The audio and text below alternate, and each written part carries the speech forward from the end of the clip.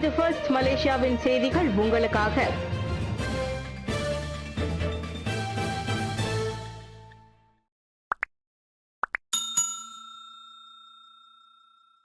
சுதந்திரத்திற்கு முன்னதாகவே தாய்மொழி கல்வி அங்கீகரிக்கப்பட்டது. நீதிபதி முகமது நஸ்லான். சுதந்திரத்திற்கு முன்னதாகவே தாய்மொழி கல்வியை நாட்டின் நீதி பரிபாலனத்துறை அங்கீகரித்துள்ளது. அரசியலமைப்பு சட்டத்திலும் தாய்மொழி அங்கீகாரத்தை பெற்றுள்ளது என கோலாலம்பூர் உயர்நீதிமன்ற நீதிபதி முகமது நஸ்லான் தெரிவித்தார். 1952 மற்றும் 1957 ஆண்டு கல்வி விதிமுறையிலும் இது இடம்பெற்றுள்ளது. 1957 ஆண்டு ஆகஸ்ட் 31 நாடு சுதந்திரம் அடைந்ததை தொடர்ந்து 1961 மற்றும் 1996 ஆண்டு கல்வி சட்டத்தின் கீழ் தாய்மொழி பள்ளிகளுக்கு அங்கீகாரம் கிடைத்ததையும் முகமது நஸ்லான் சுட்டிக்காட்டினார். தமிழ் மற்றும் மாண்ட்ரின் கல்வியோடு மட்டும் இது வரையறை கொண்டிருக்கவில்லை. கற்றல் மற்றும் கற்பித்தல் நடவடிக்கையிலும் தமிழ் மற்றும் மாண்ட்ரின் மொழிகள் பயனீடு விரிவுபடுத்தப்பட்டதாகவும் அவர் தெரிவித்தார். இதர பாடங்களை போதிப்பதற்கும் தமிழ் மற்றும் மாண்ட்ரின் மொழியை பயன்படுத்துவதற்கான அணுகுமுறையாக அரசியலமைப்பு சட்டத்தின் உறுதிப்பாட்டை பார்க்க முடிந்ததாக தாய்மொழி பள்ளிகள் தொடர்பில் 3 அமைப்புகள் தொடுத்திருந்த வழக்கை தள்ளுபடி செய்தபோது நீதிபதி முகமது நஸ்லான் தெரிவித்தார். மற்றவர்களுக்கு உதவுவது இஸ்லாமிய நெறிமுறையாகும். துருக்கி கல்வியாளர். இந்துக்களும் மற்றவர்களுக்கு உதவுவது இஸ்லாத்தில் நெறிமுறைகளில் ஒரு பகுதியாகும் என துருக்கியின் பிரபலமான முஸ்லிம் கல்வியாளர் முஸ்தபா அக்யோல் கூறியுள்ளார். இன்றைய நவீன உலகில் மற்றும் சமய நம்பிக்கை கொண்ட மக்களுடன் முஸ்லிம்கள் இணைந்து வாழ வேண்டியுள்ளது. அப்படிப்பட்ட சூழ்நிலையில் பரஸ்பர நம்பிக்கை பேணப்பட வேண்டியுள்ளதாக அவர் தெரிவித்தார். மலேசியாவில் இந்துக்களை போன்று முஸ்லிம்களும் சக பிரஜைகள்தான். எனவே இந்துக்களுக்கும் மற்ற சமயத்தவர்களுக்கும் உதவி தேவைப்படும் போது முஸ்லிம்கள் அவர்களுக்கு உதவுவது தவறு இல்லை என அவர் தெரிவித்தார். மற்ற சமயத்தவர்களுக்கு உதவுவதால் முஸ்லிம்கள் அவர்களது கோட்பாட்டை மீறியதாக பொருள்படாது என முஸ்தபா அக்யோல் கூறினார். முஸ்லிம்கள் பள்ளிவாசல்களை தூய்மைப்படுத்தும் முடியும் என்றும், ஆனால் முஸ்லிம் அல்லாதாரின் வழிபாட்டு தலங்களை அவர்கள் தூய்மைப்படுத்தக்கூடாது என பிரபல சமய போதகர் அசார் இட்ரோஸ் கூறியிருந்தார். கிளானில் வெள்ளத்தில் பாதிக்கப்பட்ட இந்து ஆலயத்தை அனைத்துலக இஸ்லாமிய பல்கலைக்கழக மாணவர்கள் தூய்மைப்படுத்தியதை தொடர்ந்து அவர் இவ்வாறு கருத்துரைத்தார். அவரது அந்த கருத்திற்கு நெட்டிசன்கள் தங்களது ஆட்சேபத்தை தெரிவித்தனர். சுங்கை பெலாட் ஆற்று பாலத்திற்கு அருகே ஆடவர் உடல் மீட்பு. தாமான் தேசா பிஸ்தாரி சுங்கை பெலாத் ஆற்று பாலத்திற்கு அருகே ஆடவரின் உடலை பஹாங் தீயணைப்பு மற்றும் மீட்புத்துறையினர் மீட்டனர். நேற்றிரவு மணி 8:10 அளவில் அந்த உடல் கண்டறியப்பட்டதாக பஹாங் தீயணைப்பு மீட்புத்துறையின் தலைவர் முகமது ஷாரோம் தெரிவித்தார். சட்டையின்றி வெறும் அரைக்கார் சட்டை அணிந்திருந்த நிலையில் காணப்பட்ட அந்த உடல் ஆற்றோரத்திற்கு அருகே உள்ள மரத்தில் சிக்கிக் கொண்டிருந்ததாக அவர் கூறினார்.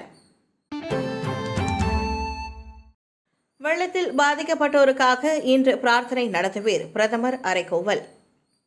புத்தாண்டை வரவேற்கும் நிகழ்வு மற்றும் கொண்டாட்டத்தை தாம் ரத்து செய்துள்ளதாக பிரதமர் டத்தோஸ்ரீ இஸ்மாயில் சப்ரி யாக்கூப் அறிவித்துள்ளார்.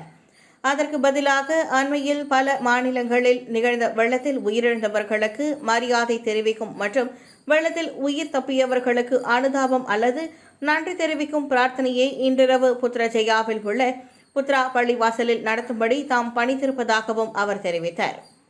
இந்த நிகழ்வில் கலந்து கொள்ள முடியாதவர்கள் அதன் நேரலையில் பங்கேற்கும்படி தமது முகநூலில் பிரதமர் பதிவிட்டுள்ளார்.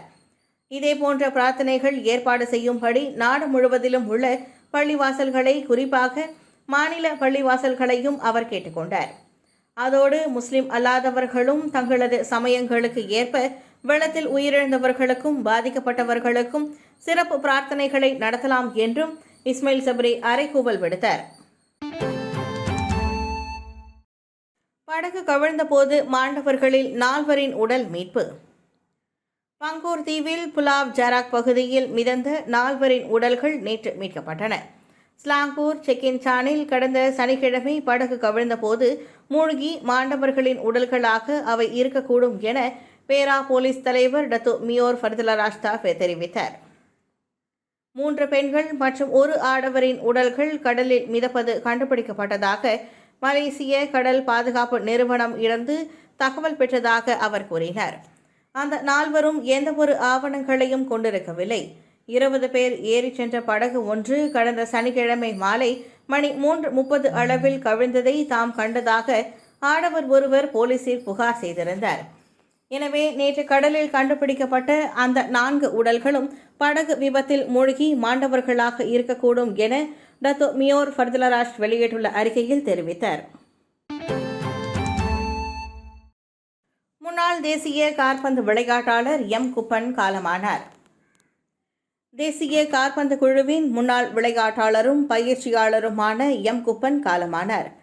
பண்டார் சிடாமான் சராவில் உள்ள தமது சகோதரரின் வீட்டில் நேற்று பிற்பகலில் 84 வயதுடைய குப்பன் இறந்தார். அண்மைய காலமாக குப்பன் உடல் நலம் இன்றி இருந்து வந்ததாக அவரது இளைய சகோதரர் கேசவன் தெரிவித்தார். 1960ஆம் ஆண்டுகளில் பினாங்கு மாநில கால்பந்து குழுவின் கேப்டனாகவும் பின்னர் தேசிய கால்பந்து குழுவின் முன்னணி ஆட்டக்காரராகவும் குப்பன் திகழ்ந்துள்ளார். பினாங்கில் பிறந்து வளர்ந்தவரான குப்பன் 1958ஆம் ஆண்டு HMS கிண்ணத்தை பினாங்கு வெல்வதற்கு பிறகு தேசிய கால்பந்து குழுவில் விளையாடிய போது 1958ஆம் ஆண்டு மெர்டெகா கிண்ண கால்பந்து போட்டியில் மலேசியா வெற்றி பெறுவதற்கும் முக்கிய பங்காற்றியுள்ளார். 1965ஆம் ஆண்டு வரை சுமார் 8 ஆண்டுகள் மலேசிய கால்பந்து குழுவில் விளையாடியதோடு 10 ஆண்டுகள் பினாங்கு மாநில கால்பந்து குழுவுக்கு குப்பன் விளையாடியுள்ளார். வெள்ளம் ஏற்படும் 272 இடங்கள் அடையாளம் காணப்பட்டன. நாடு முழுவதிலும் வெள்ளம் ஏற்படக்கூடிய 272 இடங்களை தீ மற்றும் மீட்புத்துறை அடையாளம் கண்டுள்ளது. ஆறுகள், கடற்கரைகள், நீர்வீழ்ச்சிகள், கால்வாய்கள் ஆகியவையும் அவற்றில் அடங்கும் என தீயணைப்பு மற்றும் மீட்புத்துறையின் தலைமை இயக்குநர் முகமது ஹம்தான் வாஹித் தெரிவித்தார். கடந்த செப்டம்பர் மாதத்திலிருந்து வெள்ளம் ஏற்படும் பகுதிகள் அணுக்கமாக கண்காணிக்கப்பட்டது. ஆனால் சிலாங்கூரில் 9 மாவட்டங்களில் டிசம்பர் 18 முதல் 20ஆம் தேதி வரை வழக்கத்திற்கு மாறாக மழை அதிகமாக பெய்ததால் தீயணைப்பு துறையின் தேடும் மற்றும் மீட்பு குழுக்கள் சில கட்டுப்பாடுகளை எதிர்நோக்கியதாக அவர் தெரிவித்தார். ஸ்லாங்கூரில் ஒரே இரவில் வெள்ள நீரோட்டம் விரைவாக அதிகரித்ததால் நிலைமையை சமாளிக்க முடியவில்லை என முகமது ஹம்தான் கூறினார். வெள்ளத்தில் அதிகமானோர் பாதிக்கப்பட்டதால் அவர்களை வெளியேற்றுவதில் மனித ஆற்றல் பற்றாக்குறையும் எங்களுக்கு பெரும் சவாலாக அமைந்தது என்றும் அவர் தெரிவித்தார். ஆடவர் கொலை, 3 கைது. ஜாலான் அம்பாங்கில் உள்நாட்டை சேர்ந்த ஆடவர் ஒருவர் கொலை செய்யப்பட்டதன் தொடர்பில் 3 சந்தேக நபர்களை போலீசார் கைது செய்தனர். அவர்களில் 2 நபர்கள் நேற்று முதல் 7 நாட்களுக்கு தடுத்து வைக்கப்பட்டுள்ளனர்.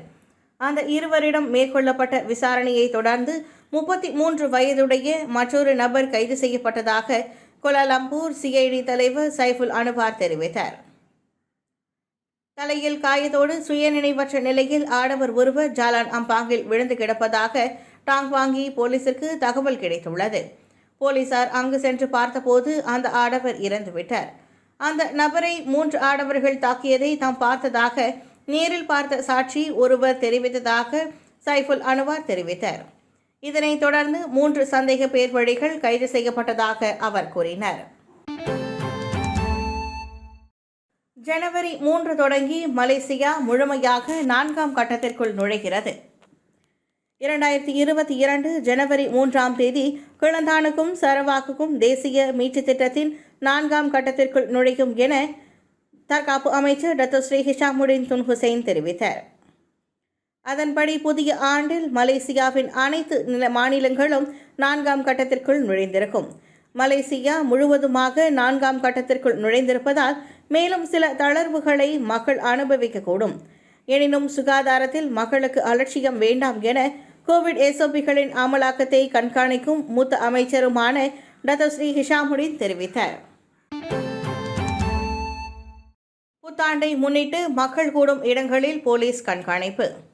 2022 புதிய ஆண்டை வரவேற்பதற்காக மக்கள் வழக்கமாக அதிகம் கூடும் இடங்களில் அரச மலேசிய போலீஸ் படையினர் கண்காணிப்பு நடவடிக்கைகளை மேற்கொள்வர்.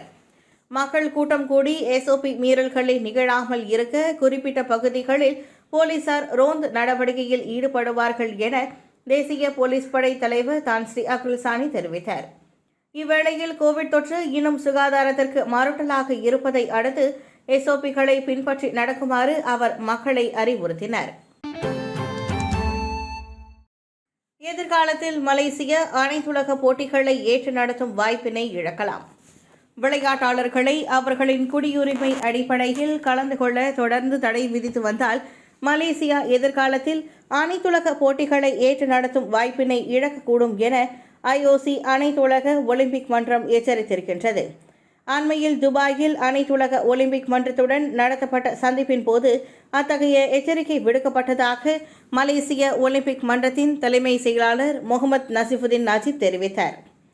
அந்த விவகாரம் தொடர்பில் அரசாங்கத்தோடு பேசி ஒரு முடிவுக்கு வரும்படியும் அனைத்துலக ஒலிம்பிக் மன்றம் கேட்டுக்கொண்டிருந்ததாக அவர் கூறினார். உலக ஸ்குவாஷ் போட்டியின் உபசரணை நாடான மலேசியா அண்மையில் இஸ்ரேல் விளையாட்டாளர்களுக்கு விசா அனுமதி கொடுக்காததை அடுத்து அனைத்துலக ஒலிம்பிக் மன்றம் அந்த எச்சரிக்கையை விடுத்தது.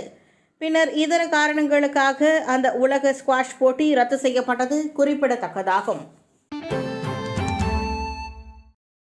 3573 பேருக்கு கோவிட் தொற்று. நாட்டில் தொடர்ச்சியாக 3ஆம் நாளாக 3000க்கும் மேற்பட்ட கோவிட் தொற்று சம்பவங்கள் பதிவாகி இருக்கின்றன. கடந்த 24 மணி நேரத்தில் 3573 பேருக்கு அத்தொற்று உறுதிப்படுத்தப்பட்டிருப்பதாக சுகாதார தலைமை இயக்குநர் டாக்டர் நூர் ஹிஷாம் அப்துல்லா தெரிவித்தார். இதன் மூலம் தொற்று கண்டவர்களின் மொத்த எண்ணிக்கை 27,58,086 உயர்ந்துள்ளது. மேலும் மாநில வாரியான கோவிட் சம்பவங்கள், தீவிர சிகிச்சை பிரிவில் அனுமதிக்கப்பட்டவர்கள் எண்ணிக்கை போன்ற விவரங்கள் மக்கள் கோவிட் நவ் அகப்பக்கத்தில் பார்க்கலாம். ஜாலான் யூ மேம்பாலத்தை விசாலமாக்கும் திட்டத்திற்கு எதிர்ப்பு. ஜாலான் யூ மேம்பாலத்தை விசாலப்படுத்தும் உத்தேச திட்டத்திற்கு 60க்கும் மேற்பட்ட வர்த்தகர்கள் இன்று காலையில் தங்களது எதிர்ப்பை தெரிவித்தனர். கோலாலம்பூர் மாநகர் மன்றம் மேற்கொள்ளும் அந்த திட்டம் காற்று மற்றும் ஒலி மாசு தொடர்பான தூய்மை கேட்டை ஏற்படுத்தும். அதோடு அந்த உத்தேச திட்டம் தற்போதைய வர்த்தகத்திற்கும் பாதிப்பை ஏற்படுத்தும் என அந்த வர்த்தகர்கள் தெரிவித்தனர். ஜாலான் யூ மேம்பாலத்தை விசாலமாக்குவதற்கு எதிரான நடவடிக்கை குழுவின் எதிர்ப்பு பேரணிக்கு செராஸ் எம்பி டான்கோக்வாய் தலைமையேற்றார். இத்திட்டம் தொடர்பாக சம்பந்தப்பட்ட வர்த்தகர்கள் மற்றும் இதர தரப்புகளுடன் கோலாலம்பூர் மாநகர் மன்றம் எந்தவொரு பேச்சுக்களையும் நடத்தவில்லை என அவர் குற்றம் சாட்டினார். பொதுவாகவே வாடிக்கையாளர்கள் பாலத்திற்கு கீழே காரை நிறுத்துவார்கள். மேம்பாலத்தை அகலப்படுத்தும் திட்டம் அமல்படுத்தப்பட்டால் அவர்களது காரை நிறுத்துவதற்கான பிரச்சினை ஏற்படும் என அவர் சுட்டிக்காட்டினார்.